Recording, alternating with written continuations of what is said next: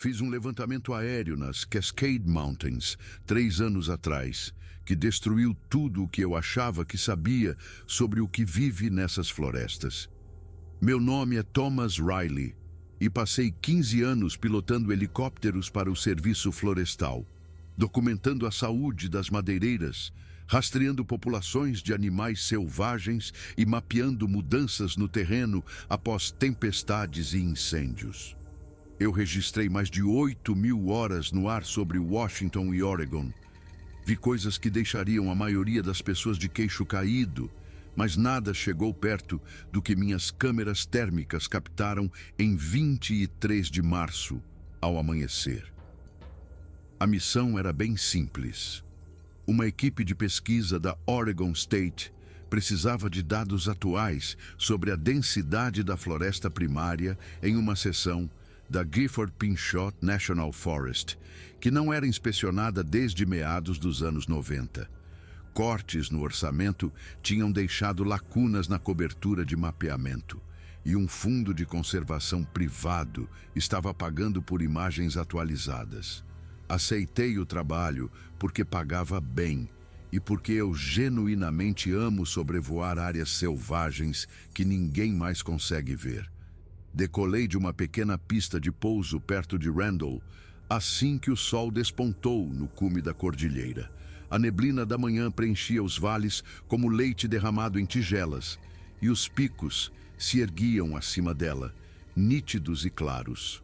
Condições perfeitas para o que eu precisava.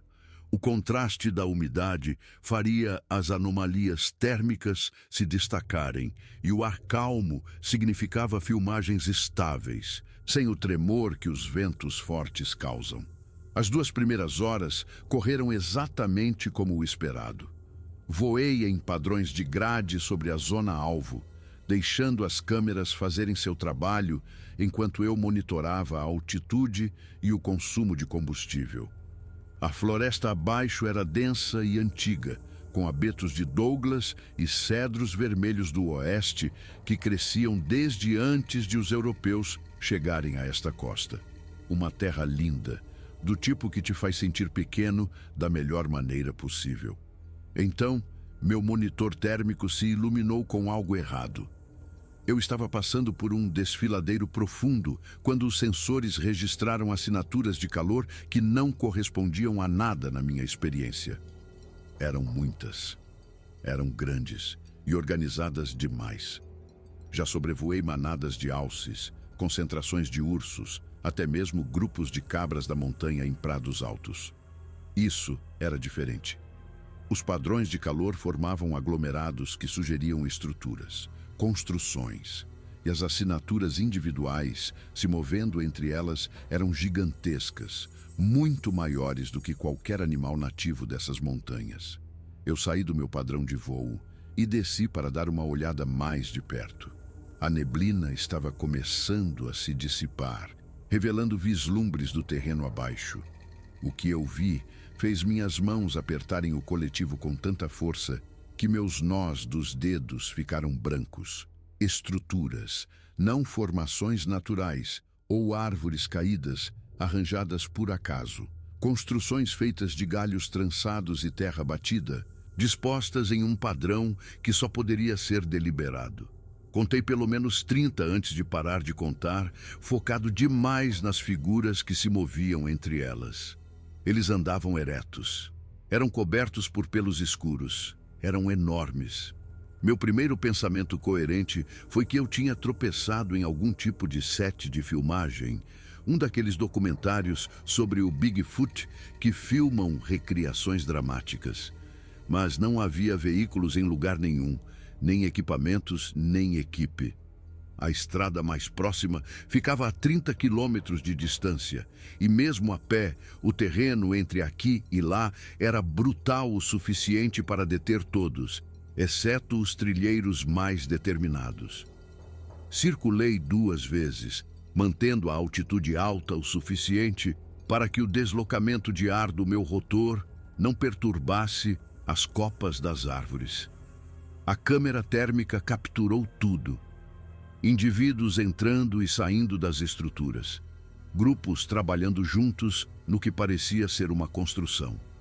Figuras menores, que deviam ser jovens, brincando em uma clareira central enquanto os maiores observavam. A organização social era inconfundível, mesmo àquela distância. Então, um deles olhou para cima. Eu estava a 800 pés, parcialmente obscurecido por resquícios de neblina, e ele olhou diretamente para o meu helicóptero. Não para o céu em geral, para mim especificamente. Sua cabeça acompanhou meu movimento enquanto eu completava o círculo. E então ele fez um gesto para os outros por perto. Todos pararam o que estavam fazendo e voltaram sua atenção para cima. Todo piloto desenvolve instintos sobre quando uma situação está dando errado. Você aprende a sentir as mudanças sutis na pressão do ar que precedem a turbulência, a notar os pequenos sons que indicam problemas mecânicos antes que os instrumentos confirmem. O que eu senti naquele momento foi puro terror ancestral. A reação de presa que nossos antepassados desenvolveram quando predadores maiores eram uma preocupação diária. Eu empurrei o coletivo para frente e dei-o fora dali. O voo de volta para a pista de pouso foi os 40 minutos mais longos da minha vida. Eu ficava checando os espelhos retrovisores, meio que esperando ver algo impossível me seguindo através das nuvens. Minhas mãos tremiam tanto que quase estraguei o pouso, chegando rápido demais e tendo que arremeter antes de finalmente conseguir descer. Fiquei sentado no cockpit por um longo tempo depois de desligar o motor. Os cartões de memória no meu sistema de câmeras continham imagens que me tornariam famoso se eu as divulgasse. A prova do que milhares de pessoas afirmaram ter visto por gerações. Uma confirmação para todos que já foram ridicularizados por acreditarem no Bigfoot. Eu também sabia, com uma certeza que ia além da lógica, que divulgar aquelas imagens seria a pior coisa que eu poderia fazer. As 3 semanas seguintes foram um borrão de noites sem dormir e revisões obsessivas. Copiei as imagens para drives criptografados e depois fiz cópias dessas cópias. Aterrorizado com a possibilidade de algo acontecer com os arquivos originais, antes que eu pudesse decidir o que fazer com eles. Analisei cada quadro, catalogando detalhes, contando indivíduos, estudando seus padrões de comportamento. O que eu vi era mais sofisticado do que eu havia percebido inicialmente. As estruturas não eram abrigos primitivos, mas construções cuidadosamente projetadas com características que sugeriam planejamento e manutenção. Os caminhos entre elas estavam marcados na terra por gerações de uso. As áreas desmatadas mostravam evidências de cultivo, plantas dispostas em padrões que não poderiam ser acidentais. Aquilo não eram animais se escondendo na floresta. Aquilo era uma civilização. Eu precisava de ajuda, mas não tinha ideia em quem confiar. O mundo acadêmico exigiria verificação antes de me levar a sério. E verificação significava exposição. A mídia transformaria tudo num circo. As agências governamentais ou me descartariam como um maluco, ou pior, tomariam medidas que poderiam prejudicar os seres que eu havia descoberto. Finalmente, entrei em contato com a doutora Patricia Okonkwo, uma primatologista da University of Washington que havia escrito artigos argumentando que o registro fóssil deixava espaço para espécies de hominídeos não descobertas. Ela era considerada meio excêntrica por seus colegas, o que significava que ela poderia realmente me ouvir em vez de rir da minha cara. Quando mostrei as imagens a ela, ela ficou completamente imóvel. Assistiu aos 47 minutos inteiros sem dizer uma palavra. E depois assistiu de novo. Na terceira vez, ela fazia pausas frequentes enquanto rabiscava notas em um idioma que eu não conseguia ler. Finalmente, ela olhou para mim com uma expressão que não conseguia interpretar. Podia ser admiração, podia ser medo, provavelmente ambos. Ela me perguntou se eu entendia o que estava mostrando a ela. Eu disse que achava que sim. Ela disse que eu não tinha a menor ideia, que o que eu havia capturado era a prova da evolução paralela da inteligência na Terra, a prova de que a consciência não era exclusiva da linhagem humana, a documentação de uma espécie que havia se escondido com sucesso de toda a nossa civilização por talvez milhares de anos. Ela também disse que, se essas imagens se tornassem públicas, aqueles seres seriam destruídos dentro de uma geração. O raciocínio dela era sombriamente lógico. Todo contato entre uma sociedade tecnológica avançada e uma população indígena terminou em desastre para a população indígena. Doenças, deslocamento, colapso cultural. Mesmo quando as intenções eram boas, especialmente quando as intenções eram boas, a cultura dominante consumia tudo em seu caminho. Esses seres haviam sobrevivido por serem invisíveis. A visibilidade significaria a extinção. Perguntei a ela o que deveríamos fazer. Ela disse que precisava pensar. Perguntou se eu poderia lhe dar uma semana. Aquela semana se estendeu por um mês, enquanto ela trazia colegas de confiança, um por um. Dr. James Whitehorse, um antropólogo especializado em cenários de primeiro contato. Doutora Helena Vasquez, uma bióloga da vida selvagem com experiência no comportamento de grandes mamíferos. Dr. Raymond Kawamoto, um geneticista de conservação que entendia as estruturas legais que poderiam se aplicar. Cada um deles passou pela mesma progressão. Incredulidade, depois admiração, e então o lento e assustador entendimento do que a exposição significaria. Quando nosso grupo se estabilizou em 5 membros, desenvolvemos o que chamamos de O Protocolo, um conjunto de regras para proteger o segredo enquanto descobríamos o que fazer com ele. A primeira regra era simples. Ninguém mais poderia saber, até que decidíssemos coletivamente compartilhar a informação. A segunda regra era que qualquer observação deveria ser feita de uma distância que tornasse a detecção improvável. A terceira regra era que nos submeteríamos aos desejos deles se algum dia tivéssemos a oportunidade de entender quais eram esses desejos. Planejar a visita de retorno levou meses. Precisávamos de álibis para nossa ausência, equipamentos que pudessem documentar sem perturbar, planos de contingência para todos os cenários que pudéssemos imaginar.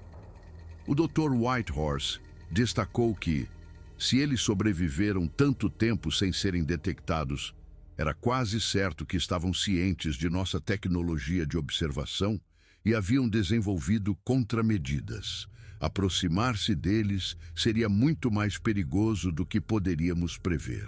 Voltamos ao local no final do verão, aproximando-nos por um ângulo diferente para evitar estabelecer um padrão previsível. A floresta havia mudado com as estações, a vegetação rasteira estava densa com novos brotos, mas o assentamento ainda estava lá. Se é que não tinha se expandido. Montamos um posto de observação em um cume, a quase 5 quilômetros da estrutura mais próxima, usando lentes telefoto extremas e microfones direcionais para coletar dados sem nos aproximarmos. O que documentamos nos dias seguintes superou todas as expectativas. A estrutura social deles era complexa e aparentemente pacífica. Observamos uma clara divisão de trabalho baseada na habilidade individual, em vez de qualquer hierarquia que pudéssemos detectar. Os adultos trabalhavam em várias tarefas ao longo do dia, desde coletar comida até manter as estruturas e ensinar os indivíduos mais jovens. O ensino era especialmente significativo porque demonstrava a transferência consciente de conhecimento, uma das marcas da cultura. A doutora Vasquez estava particularmente interessada em seus padrões de movimento. Eles cobriam o terreno com uma eficiência que sugeria uma profunda familiaridade com seu território, pegando rotas que maximizavam a ocultação, enquanto minimizavam o esforço. Quando se moviam em grupo, mantinham um espaçamento que evitava aglomeração em pontos de estrangulamento, um comportamento organizacional que exigia comunicação e planejamento. A comunicação em si era fascinante e frustrante. Podíamos ouvir vocalizações, sons de baixa frequência que muitas vezes estavam abaixo do limiar da audição humana. Mas também observamos o que parecia ser comunicação gestual. Movimentos sutis de mãos e cabeça que carregavam significado entre os indivíduos. O Dr. Whitehorse teorizou que eles poderiam ter desenvolvido uma linguagem silenciosa especificamente para evitar a detecção por humanos. No quinto dia, descobrimos que não éramos tão espertos quanto pensávamos. A doutora Okonkwo foi a primeira a notar a figura parada na linha das árvores atrás da nossa posição. Aparentemente estava lá há algum tempo, nos observando observar sua comunidade. Uma fêmea com base na estrutura corporal, talvez com 2,10 metros de altura, com a mesma cobertura escura que havíamos observado nos outros, mas com marcas distintas em seus antebraços que poderiam ser variação natural ou algo totalmente diferente. Ninguém se moveu, ninguém falou. A floresta ficou em silêncio ao nosso redor, como se cada pássaro e inseto entendesse que algo significativo estava acontecendo. Ela nos estudou, pelo que pareceram horas, mas provavelmente foram apenas minutos. Sua expressão era indecifrável, nem ameaçadora, nem acolhedora. Então ela fez uma vocalização baixa, quase inaudível, e do assentamento abaixo veio um som em resposta. Ela se virou e entrou na floresta, não correndo, não fugindo, caminhando com a confiança de alguém que sabia exatamente para onde estava indo e não estava nem um pouco preocupada em ser seguida. Ela desapareceu na vegetação rasteira em segundos, apesar de seu tamanho, sem fazer mais barulho do que uma folha caindo. Arrumamos tudo imediatamente. A mensagem era clara o suficiente. Fomos observados observando-os, e eles escolheram se revelar apenas o suficiente para deixar isso claro. Se era um aviso, uma saudação ou algo totalmente diferente, não poderíamos dizer. Na caminhada de volta para nossos veículos, podíamos sentir a presença deles ao nosso redor, não perto, não ameaçadora, mas definitivamente lá, observando, garantindo que fôssemos embora, certificando-se de que entendêssemos os termos de nossa contínua existência em seu território. Naquela noite, amontoados em um quarto de motel que cheirava a mofo e produto de limpeza industrial, tivemos a conversa que definiria tudo o que se seguiu. O Dr. Kawamoto apresentou as opções. Poderíamos ir a público com condições estritas, tentando controlar a narrativa e estabelecer proteções legais antes do caos inevitável.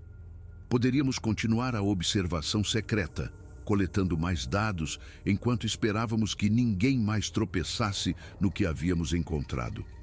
Poderíamos tentar o contato, tentando entender seus desejos diretamente. Ou poderíamos destruir as evidências e ir embora, deixando-os para sua existência oculta. Cada opção tinha falhas terríveis. Ir a público desencadearia a própria exposição que temíamos, independentemente de nossas intenções. A observação contínua era insustentável, pois eventualmente outra pessoa os encontraria ou nós cometeríamos um erro que revelaria sua localização. O contato trazia riscos que não podíamos calcular com seres cujas capacidades não entendíamos. E ir embora parecia abandono. O Dr. Whitehorse levantou um ponto que não me havia ocorrido. E se eles não precisassem da nossa proteção? E se eles estivessem gerenciando sua própria ocultação por gerações e fossem muito mais capazes do que presumíamos? Nosso impulso de proteger poderia ser o mesmo paternalismo que destruiu inúmeras culturas indígenas ao longo da história. Decidimos esperar e observar. Não o assentamento diretamente, mas a área mais ampla. Procuraríamos por sinais de como eles interagiam com o mundo humano que fazia fronteira com seu território. Se eles sobreviveram por tanto tempo, deviam ter sistemas para lidar com a invasão. Entender esses sistemas poderia nos dizer o que eles precisavam de nós, se é que precisavam de algo. Nos meses seguintes, padrões surgiram. Uma operação madeireira que estava inspecionando a região abandonou subitamente seus planos após falhas de equipamentos que pareciam estatisticamente improváveis. Uma proposta de trilha de caminhada através da região selvagem adjacente foi silenciosamente redirecionada depois que o Comitê de Planejamento recebeu objeções técnicas anônimas que foram convincentes o suficiente para fazê-los mudar de ideia. Uma expedição científica que chegou perto demais do assentamento teve seus suprimentos de comida saqueados e seus equipamentos de GPS misteriosamente apresentando defeitos. Eles não estavam apenas se escondendo, eles estavam gerenciando ativamente a atividade humana em seu território. E eram notavelmente bons nisso. Essa percepção nos forçou a reconsiderar nosso papel. Havíamos presumido que éramos seus protetores, os poucos iluminados que entendiam o que eles eram e os protegeriam das massas ignorantes. Mas eles vinham se protegendo por muito mais tempo do que sabíamos que existiam. Nosso envolvimento poderia ser mais um obstáculo do que uma ajuda. A questão passou a ser se poderíamos nos tornar úteis sem nos tornarmos um problema. A resposta veio de uma forma inesperada. No início da primavera, voltamos ao local de observação e encontramos algo nos esperando. Um pacote de objetos arranjados deliberadamente onde costumávamos montar nosso equipamento. Figuras de madeira esculpida representando animais e árvores e, inconfundivelmente, humanos. Uma coleção de pedras classificadas por cor e tamanho. Um pedaço de fibra trançada que demonstrava um artesanato notável. Era um presente, um reconhecimento de nossa presença e talvez um convite para continuar o estranho relacionamento em que havíamos tropeçado. Debatemos por horas sobre a resposta apropriada. O que poderíamos oferecer que fosse útil sem criar dependência? O que comunicaria respeito sem presunção? Optamos por itens práticos, uma faca de qualidade que duraria anos, tecido que poderia ser útil para roupas ou, em construção, sementes de plantas que poderiam ser valiosas para o cultivo deles. Deixamos essas oferendas no mesmo local e nos retiramos. 3 dias depois, os presentes haviam sumido. Em seu lugar, havia uma única pinha perfeita, de pé no centro da clareira. Essa troca se tornou nosso principal modo de comunicação. Uma vez por mês, às vezes com mais frequência, deixávamos itens que achávamos que poderiam ser úteis. Ferramentas, materiais, ocasionalmente livros ou imagens impressas que pudessem transmitir informações sobre o mundo exterior. Eles pegavam o que queriam e deixavam símbolos em troca. Nunca nada que revelasse muito sobre sua cultura, mas o suficiente para manter o fio da conexão. A doutora Okonkwo desenvolveu uma teoria sobre o que estava acontecendo. Eles estavam nos gerenciando da mesma forma que gerenciavam todos os outros que se aproximavam demais. Não por meio de ameaça ou violência, mas por uma calibração cuidadosa do contato, mostrando o suficiente para satisfazer nossa curiosidade sem revelar o suficiente para se colocarem em perigo. Estávamos sendo manejados por seres muito mais sofisticados do que havíamos presumido inicialmente. Isso deveria ter sido humilhante. Em vez disso, foi libertador. O peso da responsabilidade que sentíamos, o fardo de sermos seus únicos protetores, foi aliviado quando entendemos que eles não precisavam de nós. Nosso papel não era salvá-los, mas evitar ser uma ameaça para eles. Esse era um objetivo muito mais alcançável. O ano seguinte trouxe novos desafios. As mudanças climáticas estavam alterando a floresta de maneiras que afetavam seu habitat. Invernos mais quentes significavam menos neve. o que mudava o comportamento dos animais de caça dos quais eles poderiam depender. O aumento do risco de incêndio ameaçava áreas que sabíamos que eles usavam. Infestações de besouros estavam matando faixas de árvores que poderiam ter fornecido cobertura e recursos. Começamos a direcionar nossos esforços profissionais para a preservação sem revelar por que áreas específicas eram importantes. A doutora Vasquez usou seus contatos para defender a expansão da proteção de áreas selvagens. O Dr. Kawamoto pressionou por financiamento de pesquisa que exigiria manter certas áreas subdesenvolvidas. Eu ajustei meus padrões de voo para monitorar incursões enquanto fingia fazer levantamentos para outros fins. Então a empresa madeireira voltou. Uma nova operação de extração de madeira foi proposta para uma faixa de floresta que cortaria diretamente o território que sabíamos que eles usavam. A empresa tinha conexões com funcionários do Estado e estava pressionando fortemente pelas licenças. Estudos de impacto ambiental foram acelerados, períodos de consulta pública encurtados. Dinheiro estava trocando de mãos em algum lugar e nossos canais usuais para retardar as coisas não estavam funcionando. Enfrentamos o cenário de pesadelo que sempre tememos. Revelar a verdade poderia parar a extração, mas os exporia a algo muito pior do que motosserras. Ficar em silêncio significaria ver seu habitat destruído, potencialmente forçando-os à exposição de qualquer maneira, à medida que fossem deslocados de seu lar. A decisão foi tirada de nossas mãos. 3 semanas antes do início programado da extração, a área de preparação de equipamentos da empresa foi destruída. Cada veículo, cada peça de maquinário, cada trailer e gerador reduzidos a destroços inúteis em uma única noite. As imagens de segurança não mostraram nada além de sombras e estática. Os guardas relataram ter ouvido movimentos, mas não viram nada. O dano foi preciso e profissional, desativando sistemas de maneiras que sugeriam um conhecimento íntimo de como eles funcionavam. A empresa suspeitou de ecoterroristas e chamou investigadores federais. Eles não encontraram evidências de explosivos, nem pegadas que correspondessem a tamanhos humanos, nem vestígios forenses de qualquer tipo. A companhia de seguros se recusou a cobrir perdas do que não conseguiam explicar. Equipamentos de reposição foram trazidos e sofreram o mesmo destino em 48 horas. Após a terceira onda de destruição, a empresa se retirou. Eles citaram estouros de custos e complicações regulatórias, mas a verdade era mais simples. Alguém ou algo havia deixado claro que a extração de madeira nesta área não iria acontecer. A mensagem foi recebida. Nunca discutimos isso diretamente com eles. Não havia como levantar o assunto no vocabulário limitado de nossa troca.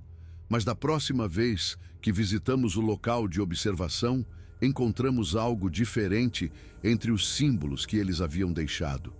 Uma pequena figura esculpida em madeira clara, representando uma máquina de algum tipo. E ao lado dela, a mesma figura quebrada em pedaços. Eles estavam nos dizendo o que haviam feito, talvez até se gabando disso. Eles não eram apenas capazes de se proteger, estavam dispostos a tomar medidas agressivas quando necessário. A implicação era clara o suficiente. Eles poderiam ter feito o mesmo conosco se nos considerassem uma ameaça. Os anos que se seguiram estabeleceram padrões que se tornaram rotina. Continuamos nossas observações a uma distância apropriada. Eles continuaram seu gerenciamento da atividade humana em seu território. As trocas continuaram, evoluindo em complexidade e conteúdo. Aprendemos a interpretar alguns de seus símbolos, desenvolvendo um vocabulário rudimentar de significado compartilhado. Apesar de tudo, o segredo se manteve. Outras pessoas ocasionalmente chegavam perto, trilheiros que relatavam avistamentos estranhos, pesquisadores que encontravam evidências peculiares, mas nada definitivo surgiu. Os seres que havíamos descoberto permaneceram o que sempre foram, Um mito, uma história, um mistério que a ciência não conseguia descartar completamente, mas também não conseguia confirmar. O Dr. Whitehorse desenvolveu uma teoria sobre por que isso era possível. Eles passaram gerações aprendendo a ser inacreditáveis. Suas raras aparições eram calibradas para manter a lenda sem fornecer provas. As fotografias borradas, as pegadas ambíguas, as amostras de cabelo inconclusivas. Isso não eram falhas da investigação humana, mas sucessos de sua estratégia de ocultação. Eles queriam ser quase vistos, quase possíveis, para sempre incertos. A genialidade disso era que nosso próprio ceticismo se tornou sua armadura. Os cientistas descartavam os relatos de testemunhas oculares como identificação errada ou farsa. A mídia tratava o Bigfoot como entretenimento em vez de uma investigação séria. A própria ridicularidade da ideia os protegia de uma investigação séria. Eles tinham transformado nosso ceticismo em uma arma. Pensei muitas vezes sobre o que aconteceria se o segredo finalmente viesse à tona. Não se nós o revelássemos, mas se outra pessoa fizesse a descoberta. Um trilheiro com um equipamento de câmera melhor. Um satélite com resolução mais alta. Um drone que entrasse na clareira errada. A exposição parecia inevitável em algum momento.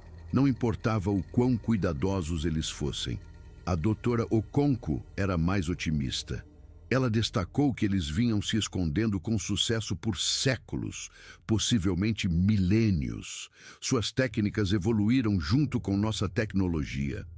Cada vez que desenvolvíamos novas maneiras de encontrar coisas, eles desenvolviam novas maneiras de não serem encontrados. Era uma corrida armamentista que eles não mostravam sinal de perder. Ela também sugeriu que seus números poderiam ser maiores do que presumíamos. As 12 coordenadas que eventualmente descobrimos poderiam ser apenas o que eles queriam que soubéssemos.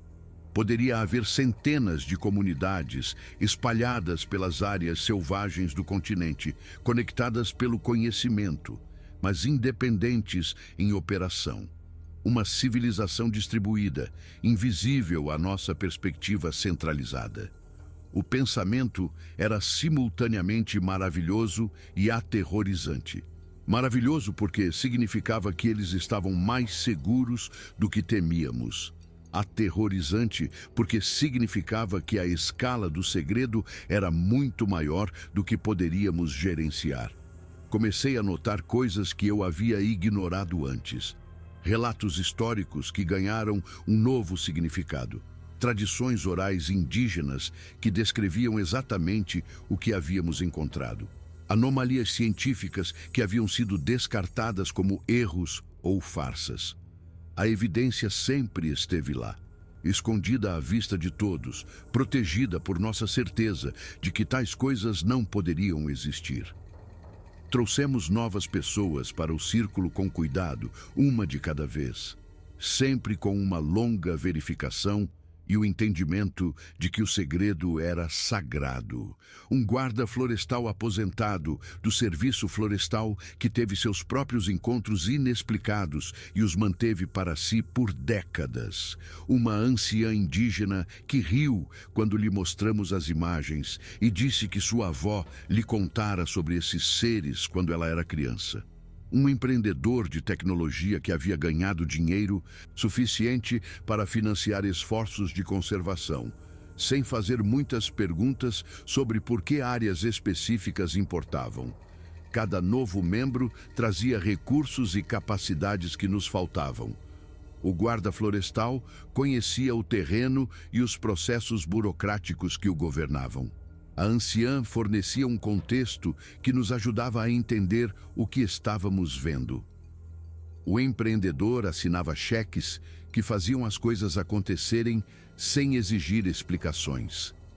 Nós nos tornamos algo entre uma sociedade secreta e uma organização de conservação. Nosso trabalho público se concentrava na preservação de habitats e na proteção de áreas selvagens.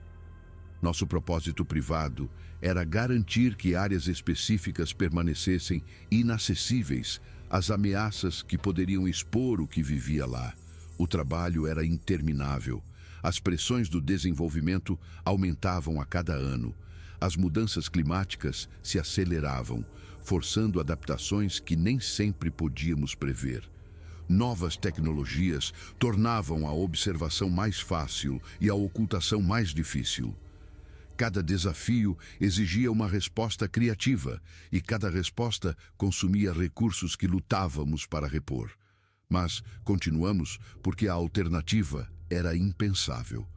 Toda vez que eu revia aquela filmagem original, via as mesmas coisas que tinha visto na primeira vez. Famílias, cultura, inteligência, consciência, um ramo paralelo da evolução que havia seguido um caminho diferente e tido sucesso em seus próprios termos. Eles não eram monstros, nem primitivos, nem elos perdidos. Eram pessoas, diferentes de nós na forma, mas semelhantes em tudo o que importava.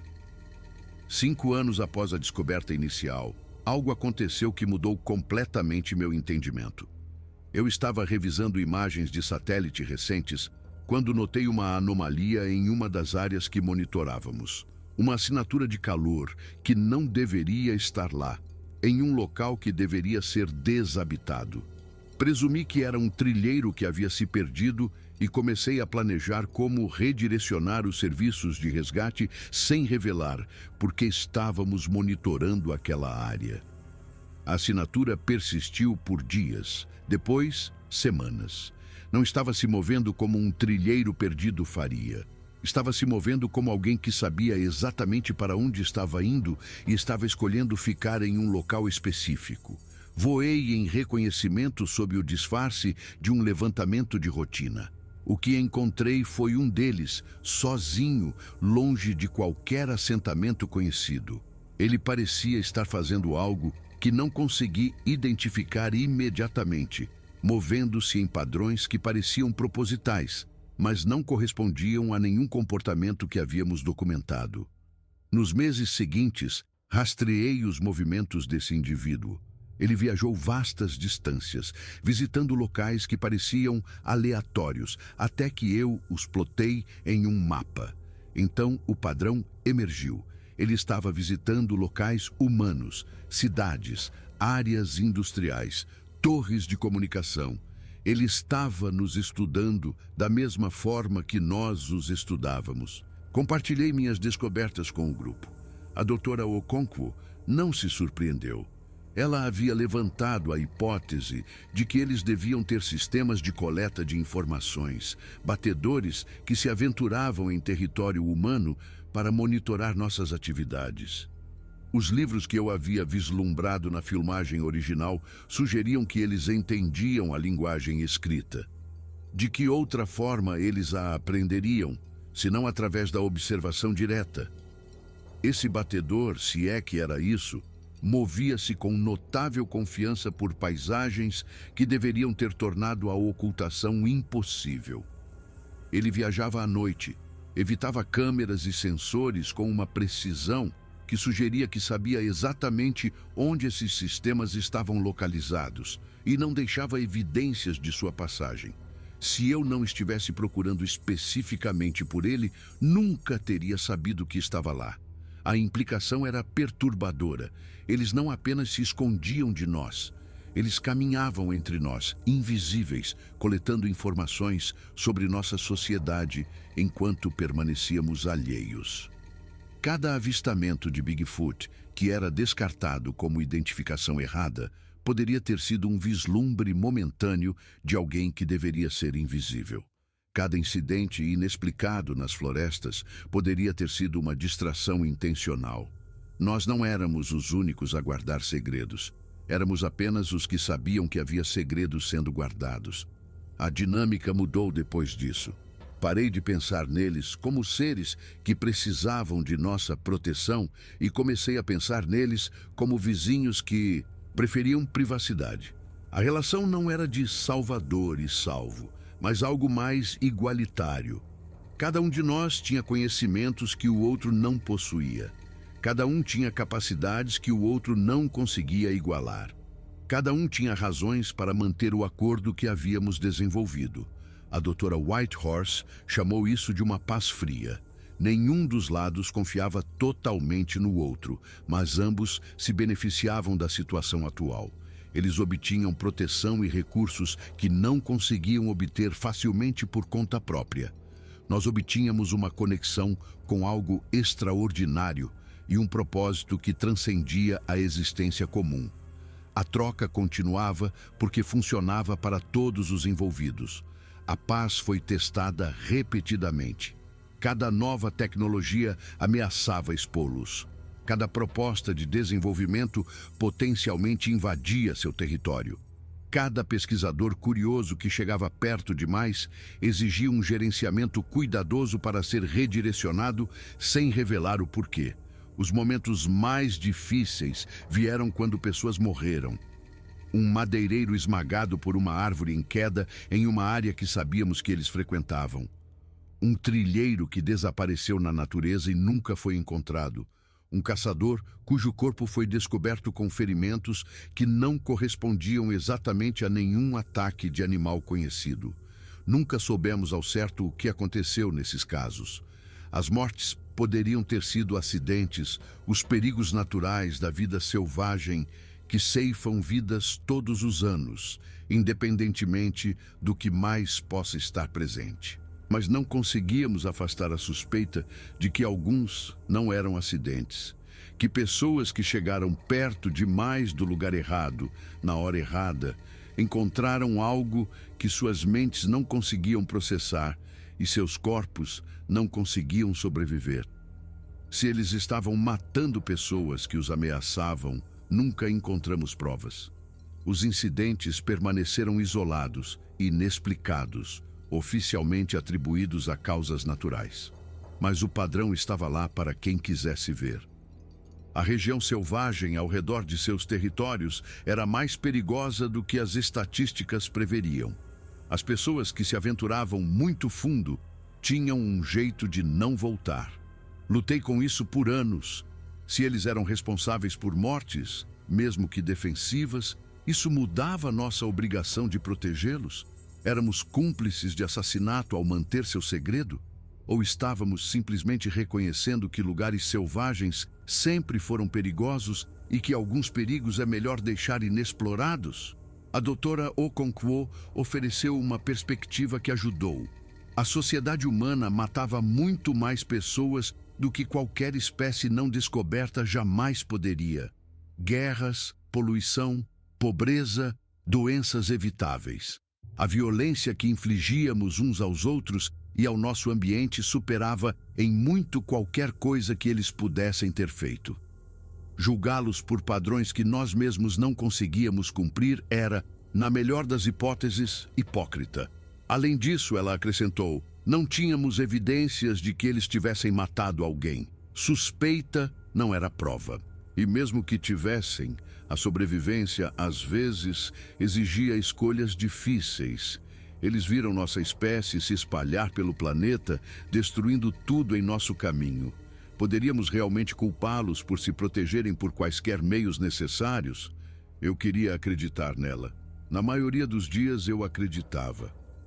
Mas nas noites em que revia as imagens daquelas famílias, daquelas crianças, eu me perguntava no que eles se tornariam se a sobrevivência exigisse que fossem assassinos. Se a escolha de permanecerem escondidos acabaria lhes custando algo mais precioso do que a exposição jamais poderia custar. O 10º aniversário da minha descoberta trouxe reflexão. Tanta coisa havia mudado, mas a situação fundamental permanecia a mesma. Eles ainda estavam lá, ainda escondidos, ainda sobrevivendo. Nós ainda estávamos protegendo seu segredo, ainda incertos se nossos esforços faziam alguma diferença. A filmagem ainda existia, ainda potencialmente explosiva, ainda cuidadosamente guardada para o dia em que a revelação se tornasse necessária ou inevitável. Eu havia envelhecido a serviço deles. O cabelo que era castanho quando sobrevoei seu assentamento pela primeira vez Estava grisalho agora, raleando nas têmporas. As mãos que haviam segurado os controles do helicóptero com tanta força estavam manchadas pela idade. Os olhos que primeiro testemunharam sua existência precisavam de óculos para ler, e às vezes viam coisas na escuridão periférica que poderiam ser memória ou imaginação. Os outros também haviam envelhecido. A doutora Okonkwo andava com uma bengala agora, sua mente brilhante ainda afiada, mas alojada em um corpo que estava falhando lentamente. O Dr. Kawamoto havia sobrevivido a um susto com câncer que nos lembrou a todos o quão frágeis eram os guardiões deste segredo. O guarda florestal que se juntou a nós havia morrido pacificamente em seu sono, levando sua parte do fardo para um túmulo marcado apenas com uma pedra simples. Novos membros substituíram os que perdemos, cuidadosamente selecionados e exaustivamente avaliados. Mas eu me perguntava às vezes se o segredo poderia sobreviver à nossa geração. Aqueles que viriam depois entenderiam por que isso importava? Teriam a paciência e a disciplina para manter o silêncio? Ou eles eventualmente decidiriam que o mundo merecia saber, desencadeando consequências que nenhum de nós poderia prever? Os próprios seres não mostravam sinais de envelhecimento, pelo menos não em escalas de tempo que pudéssemos detectar. Os indivíduos que havíamos observado nos primeiros anos ainda estavam ativos, ainda contribuindo para a sua comunidade. Seus filhos haviam crescido, tiveram seus próprios filhos. O assentamento havia se expandido, contraído, adaptado às condições mutáveis com a flexibilidade que os manteve vivos por tanto tempo. Às vezes eu os invejava, não sua vida oculta ou sua vigilância constante, mas seu aparente contentamento. Eles pareciam não querer nada além do que tinham. Nenhum impulso para expansão, nenhuma fome por mais. Apenas a satisfação tranquila da existência, da comunidade, do propósito. Eles haviam alcançado o que a filosofia humana buscou por milênios e o fizeram simplesmente escolhendo não querer o que não precisavam. O Dr. Whitehorse chamou isso de consciência pós-escassez. Não porque eles tivessem recursos ilimitados, mas porque haviam eliminado o desejo ilimitado. Seus desejos eram limitados pelo que seu ambiente poderia fornecer de forma sustentável. Sua ambição era continuar existindo, não crescer, conquistar ou dominar. Eles haviam resolvido a equação da civilização, removendo os termos que levavam ao colapso. Nós, por outro lado, ainda estávamos lutando com a matemática básica.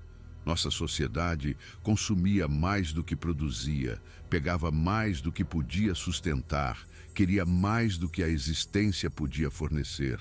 Sabíamos que isso era insustentável, que o colapso viria eventualmente, que o modo como vivíamos não poderia continuar. Mas não conseguíamos parar, não conseguíamos mudar de direção, não conseguíamos escolher o caminho mais simples que eles haviam encontrado. Talvez fosse por isso que a existência deles importava tanto. Não como espécimes para estudar ou seres para proteger, mas como prova de que outro caminho era possível, que a inteligência não exigia destruição, que a consciência poderia coexistir com a natureza em vez de consumi-la, que o padrão humano de crescimento até a morte não era inevitável. Se algum dia aprendêssemos essa lição, a absorvêssemos verdadeiramente no DNA de nossa cultura, talvez eles pudessem sair do esconderijo. Talvez o mundo finalmente estivesse seguro o suficiente para eles viverem abertamente, como vizinhos em vez de lendas. Talvez o futuro reservasse a coexistência em vez da exposição, a integração em vez da extinção. Mas esse futuro parecia distante além da imaginação. Nossa espécie não mostrava sinais de mudar de direção. As mudanças climáticas se aceleravam. A biodiversidade entrava em colapso. As áreas selvagens que os protegiam encolhiam a cada ano. Sua janela de sobrevivência se estreitava enquanto nossa capacidade de destruição se expandia. Talvez eles entendessem isso. Talvez fosse por isso que permaneciam escondidos, esperando o momento certo, esperando que nós mudássemos ou nos destruíssemos. Eles haviam sobrevivido a eras glaciais e extinções da megafauna. Eles poderiam sobreviver a nós também, se precisassem. Nossa civilização era jovem para os padrões deles, um breve lampejo de caos que poderia se extinguir antes de consumir tudo. O pensamento deveria ser deprimente. Em vez disso, trouxe um estranho conforto. O que quer que acontecesse conosco, eles poderiam continuar. O experimento da consciência não terminaria com nosso fracasso. Algo inteligente permaneceria para levar adiante qualquer significado que o universo tivesse conseguido produzir. No 15º aniversário da minha descoberta, tomei uma decisão que vinha contemplando há anos. Voltei ao local sozinho, sem equipamento, sem documentação, sem nenhum propósito além de dizer adeus. A caminhada levou mais tempo do que costumava. Minhas articulações doíam, meus pulmões protestavam, meu coração martelava com um esforço que não me teria incomodado uma década antes. Mas cheguei ao cume onde havíamos feito nossas observações, o local onde as trocas aconteceram por tantos anos. Sentei-me em um tronco caído e esperei. A floresta ao meu redor estava viva com sons, pássaros e insetos e o farfalhar de pequenos mamíferos. O sol se filtrava pela copa das árvores em feixes dourados que lentamente se moviam pelo chão com o passar das horas.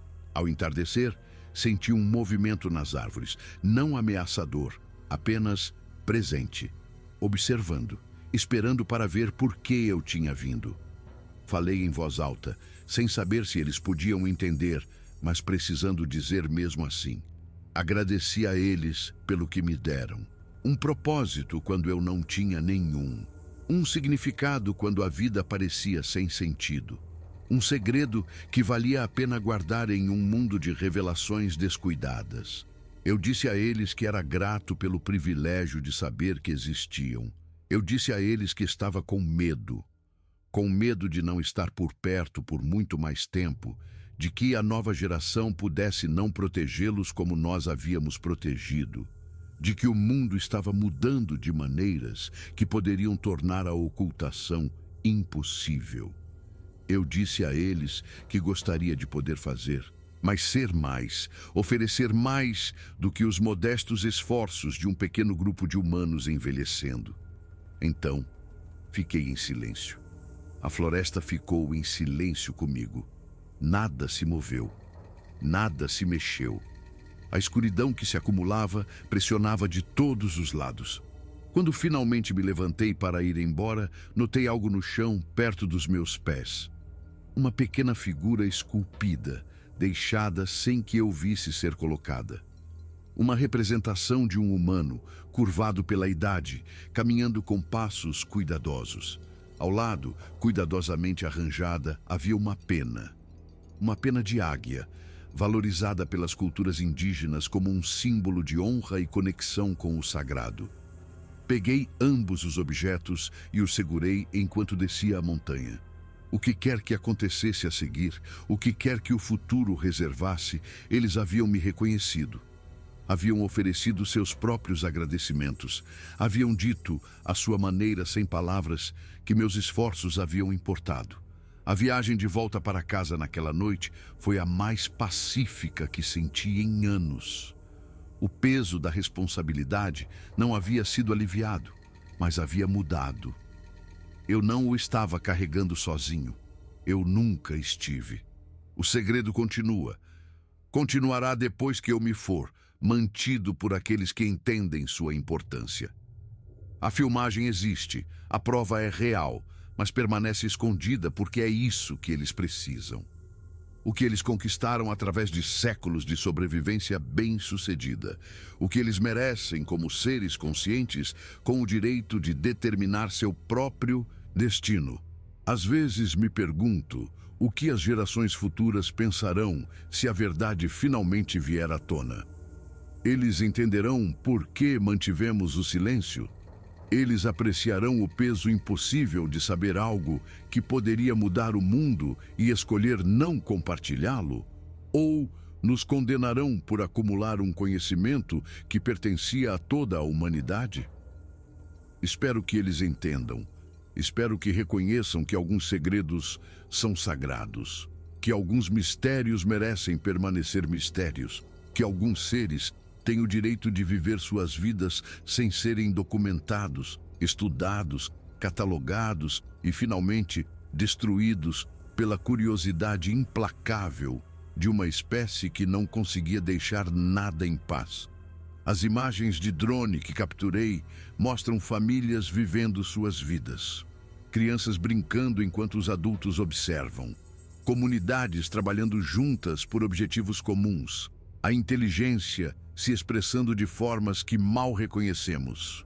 Mostra a prova de que não estamos sozinhos em nossa consciência neste planeta, que a evolução produziu múltiplos caminhos para a percepção, que o universo é mais estranho e maravilhoso do que nossa perspectiva limitada sugeria. Mostra seres que escolheram permanecer escondidos em vez de competir conosco pela dominância, que desenvolveram a harmonia em vez da tecnologia, que sobreviveram sendo invisíveis em vez de poderosos, que ainda estão lá fora, agora mesmo, vivendo as vidas que escolheram enquanto nós dirigimos em direção a destinos que não podemos controlar. Eles são nossas sombras, nossas alternativas, nossos poderia ter sido. Eles são o caminho não seguido, ainda visível da estrada da história, oferecendo um lembrete constante de que as coisas poderiam ter sido diferentes. A filmagem nunca será divulgada, nem por mim, nem por aqueles que vierem depois de mim. O segredo será mantido enquanto mantê-lo servir aos interesses deles. Eles conquistaram essa lealdade através de 15 anos de estranha comunhão, através de presentes trocados e confianças honradas, através da simples dignidade de sobreviver em um mundo determinado a contar tudo. Mas o conhecimento existe, a prova é real. E um dia, quando eles decidirem que é a hora certa, quando o mundo tiver mudado o suficiente para recebê-los, eles podem escolher se revelar, sair da sombra para a luz, reivindicar seu lugar ao nosso lado como vizinhos, em vez de lendas. Até esse dia, permaneço o que sempre fui. Um guardião de imagens importantes demais para serem compartilhadas. Um guardião da verdade perigosa demais para ser contada. Um portador de um conhecimento que pesa mais do que qualquer fardo que eu já esperei carregar. O piloto de helicóptero que tropeçou na história do século e escolheu mantê-la em segredo. O homem que encontrou o Bigfoot e descobriu que eles eram pessoas. A testemunha que aprendeu que alguns mistérios são presentes e o maior presente é deixá-los sem solução. Eles estão lá fora, eles são reais, eles são magníficos e permanecerão escondidos até que escolham o contrário. A floresta guarda seus segredos. Eu também. Os anos após aquela peregrinação final se estabeleceram em um ritmo que eu não esperava. Parei de monitorar ativamente o local, confiando nos membros mais jovens do nosso grupo para continuar o trabalho que eu havia começado. Meu papel mudou de investigador para conselheiro, depois de conselheiro para recurso histórico. Tornei-me aquele que as pessoas consultavam quando precisavam de contexto sobre como as coisas eram feitas nos primeiros dias, quais protocolos foram estabelecidos e por quê, que lições os encontros iniciais nos ensinaram. O próprio grupo evoluiu de maneiras que eu nem sempre conseguia acompanhar. Novas tecnologias exigiam novas contramedidas.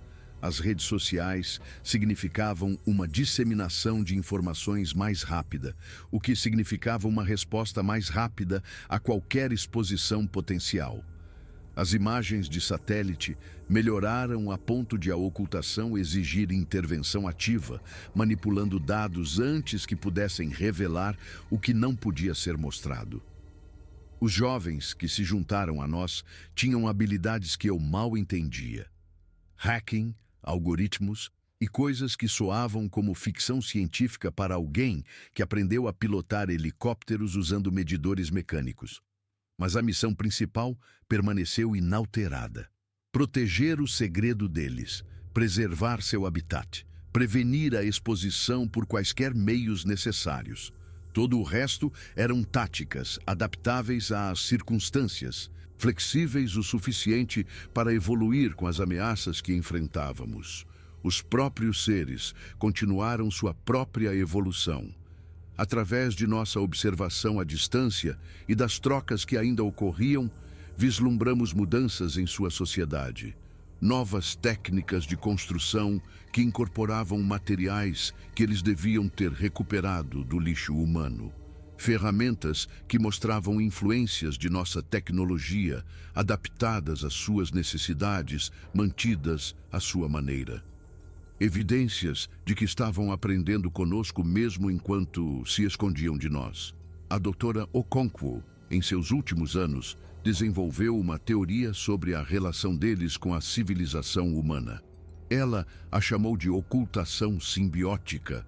Eles se beneficiavam de nossa presença de maneiras que não apreciávamos totalmente. Nossas estradas e trilhas criavam padrões previsíveis de movimento humano que eles podiam evitar. Nosso barulho e atividade afastavam predadores e ameaças concorrentes.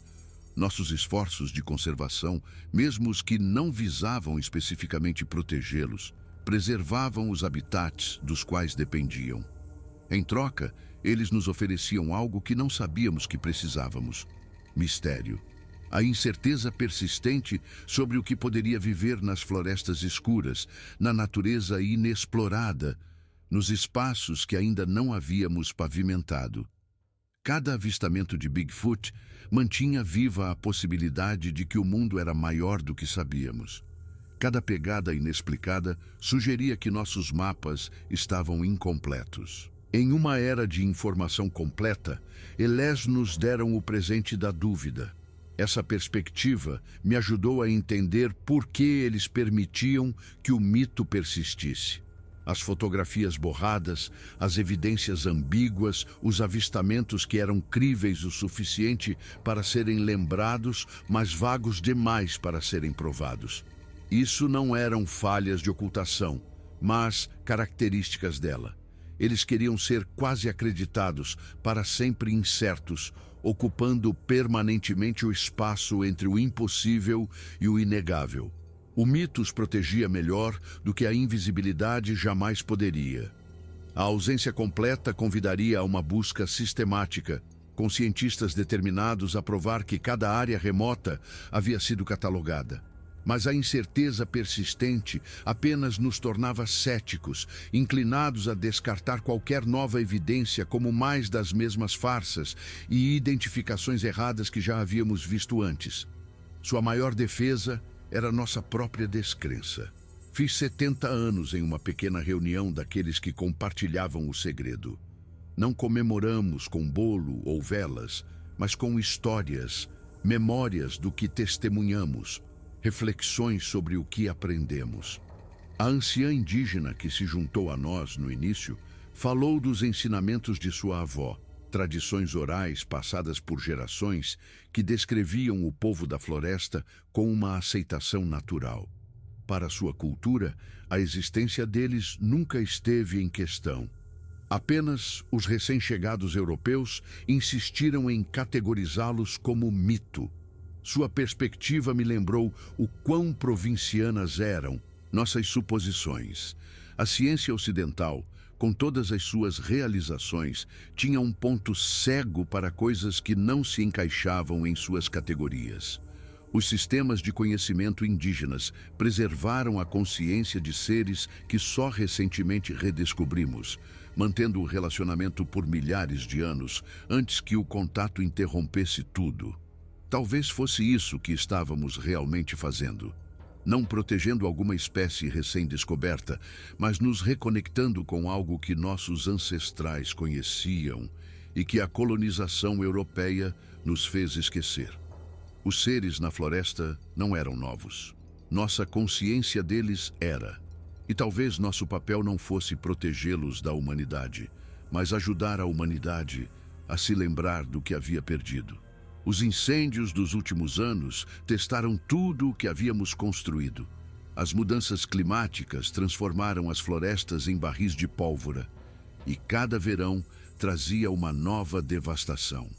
Observamos impotentes enquanto as chamas se aproximavam de territórios que sabíamos serem habitados, incapazes de intervir sem revelar por que a intervenção importava. Mas eles não precisavam de nossa ajuda. Todas as vezes, eles mesmos manejaram os incêndios usando técnicas que não podíamos observar completamente, mas cujos resultados podíamos ver. Aceiros apareciam em locais estratégicos. A água era desviada para proteger áreas críticas. Quando a fumaça se dissipava, seus assentamentos permaneciam intactos enquanto a floresta ao redor queimava. O manejo da terra deles excedia qualquer coisa em nossos livros didáticos. Eles entendiam seu ambiente em um nível ao qual só podíamos aspirar, lendo padrões no clima e na vegetação que nossos instrumentos não conseguiam detectar. Se algum dia tivéssemos a chance de aprender com eles abertamente, o conhecimento revolucionaria nossa abordagem à prevenção de incêndios florestais, restauração de habitats, silvicultura sustentável. Tudo isso trancado porque a exposição destruiria o que pretendia estudar.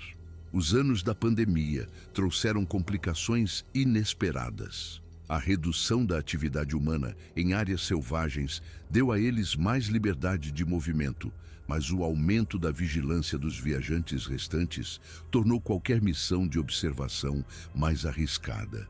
Suspendemos o monitoramento ativo por quase 2 anos, contando com dados de satélite e relatórios de contatos de confiança nas regiões afetadas.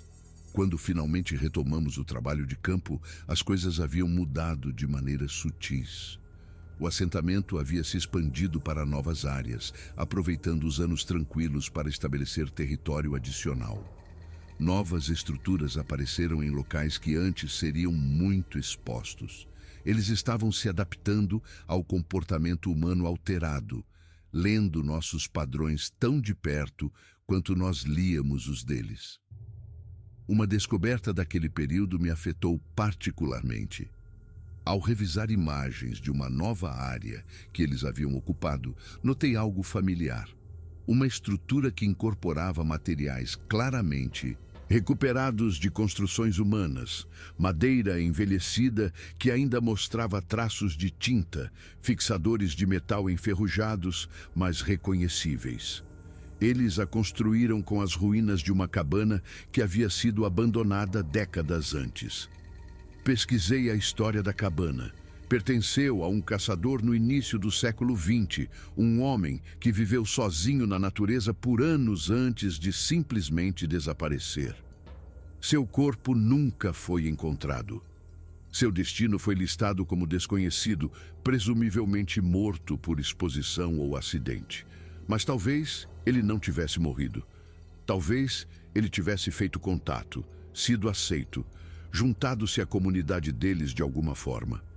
Os materiais da cabana haviam sido incorporados à construção deles. Suas ferramentas poderiam estar entre as que observamos eles usando. Seu conhecimento do mundo humano poderia tê-los ajudado a desenvolver as sofisticadas estratégias de evasão que documentamos. Eu não tinha como confirmar essa teoria. O caçador havia morrido muito antes que qualquer pessoa viva pudesse se lembrar dele. Sua história estava espalhada por documentos em ruínas e memórias desbotadas. Mas a possibilidade me assombrava. Quantos outros os encontraram ao longo dos séculos? Quantos foram absorvidos por seu mundo em vez de destruídos por saberem demais? A tradição da troca continuou através de todas essas mudanças. A cada poucos meses, presentes eram deixados nos locais designados.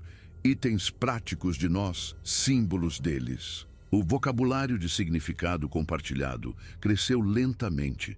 conceitos simples que podiam ser expressos através de figuras esculpidas e objetos arranjados. Obrigado. Aviso. Passagem segura. Entendimento sem palavras. Relacionamento sem contato direto. Então, veio a mensagem que mudou tudo. Um jovem membro do nosso grupo, retornando de uma verificação de rotina no local de troca, encontrou algo sem precedentes.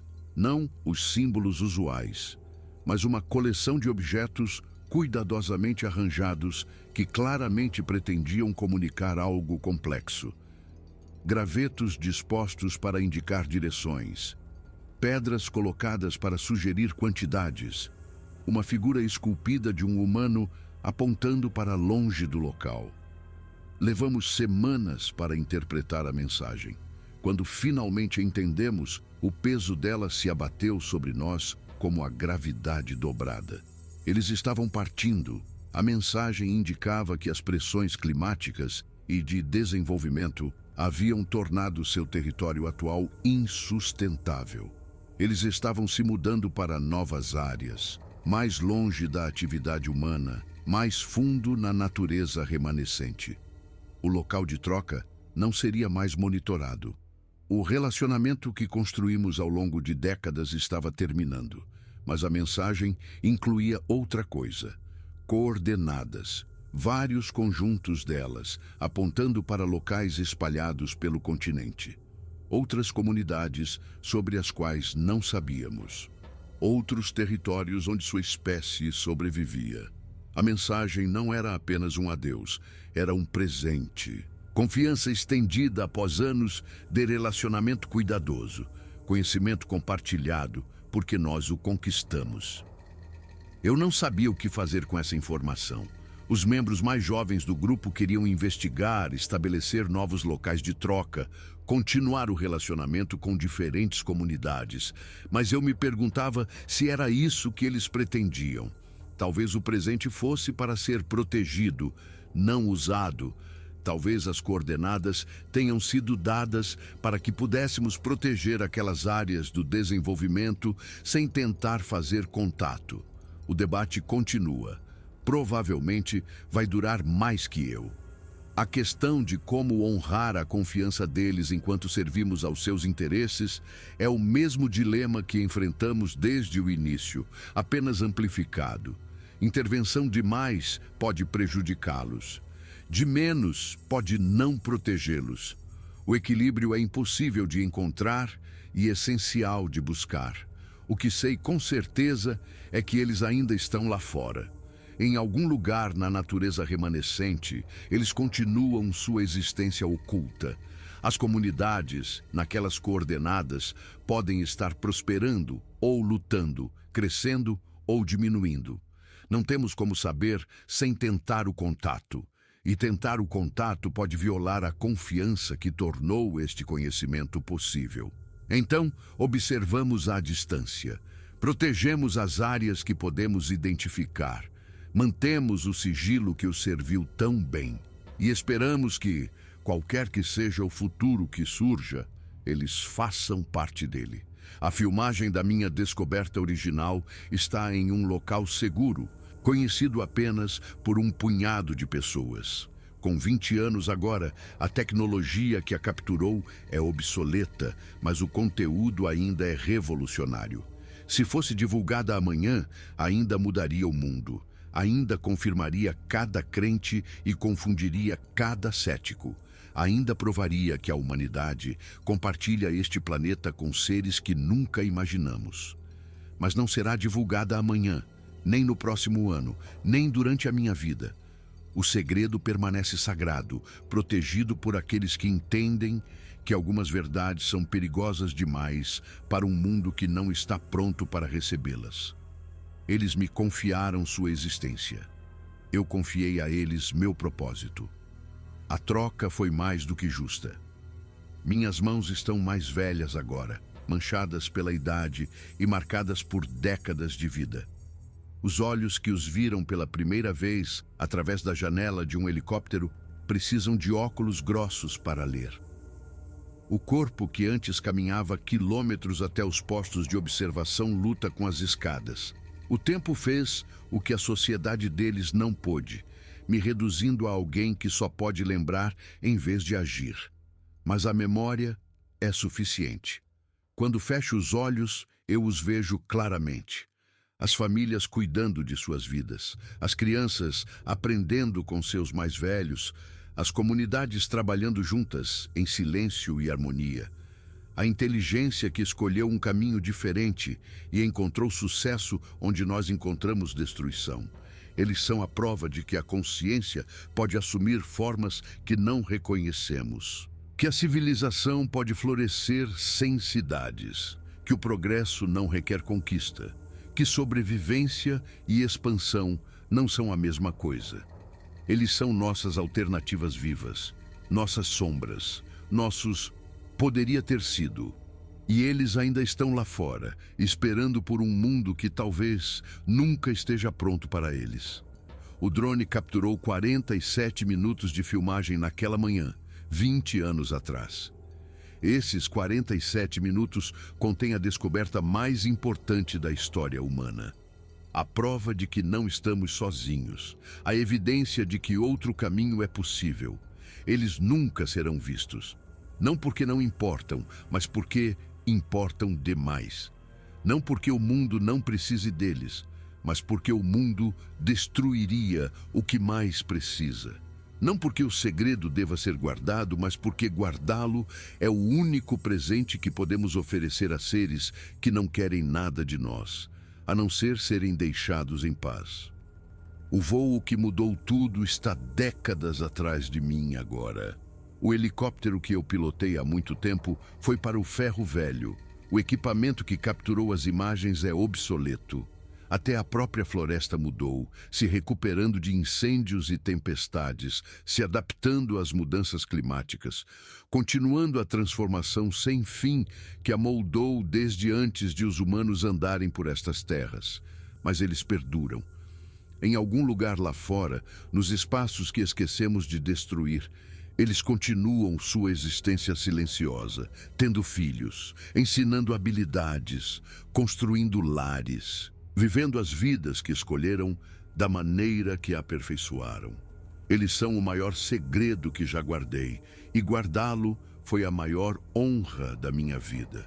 A última troca aconteceu há 3 anos. Eu estava fraco demais para fazer a viagem. Então, um colega mais jovem foi em meu lugar. Eles encontraram um único objeto no local. Uma figura esculpida de um humano idoso, curvado, mas de pé, de frente para a floresta. Ao lado, havia uma pequena coleção de sementes. Plantas nativas da região, cuidadosamente selecionadas e preservadas. Um presente para cultivar coisas. Uma sugestão do que fazer com os anos que nos restam. Plantei essas sementes no meu jardim. Elas estão crescendo agora, alcançando o sol, me conectando a um mundo que não posso mais visitar. Toda vez que olho para elas, penso nos seres que as enviaram. A inteligência por trás do gesto. A consciência de que nosso tempo juntos estava terminando. Eles sabiam que eu estava morrendo. De alguma forma, através da distância que nos separava, eles sabiam. E enviaram um presente apropriado para a ocasião. Algo que continuaria depois que eu me fosse. Algo vivo e crescente e conectado à terra que compartilhamos brevemente. As plantas viverão mais do que eu, como o segredo, como a filmagem, como os próprios seres. Isso parece certo, de alguma forma, que o que perdura deve ser verde e crescente, paciente e persistente. Que o legado de todos esses anos de proteção seja algo tão simples e profundo quanto sementes na terra. Eles ainda estão lá fora. Estarão lá fora muito depois que eu me for. O segredo passará para guardiões mais jovens que enfrentarão desafios que não posso imaginar. O mundo mudará de maneiras que não verei, mas a verdade fundamental permanecerá inalterada. Não estamos sozinhos, nunca estivemos, e em algum lugar nas florestas que ainda não destruímos, nossos vizinhos continuam sua antiga vigília, observando, esperando, sobrevivendo, ensinando-nos por sua existência que outro caminho é possível. A filmagem prova isso, o segredo protege isso, a memória preserva isso, e o mistério continua, como deveria, como deve, como sempre foi. Para sempre escondido, para sempre presente, para sempre nos lembrando que o mundo é maior do que sabemos.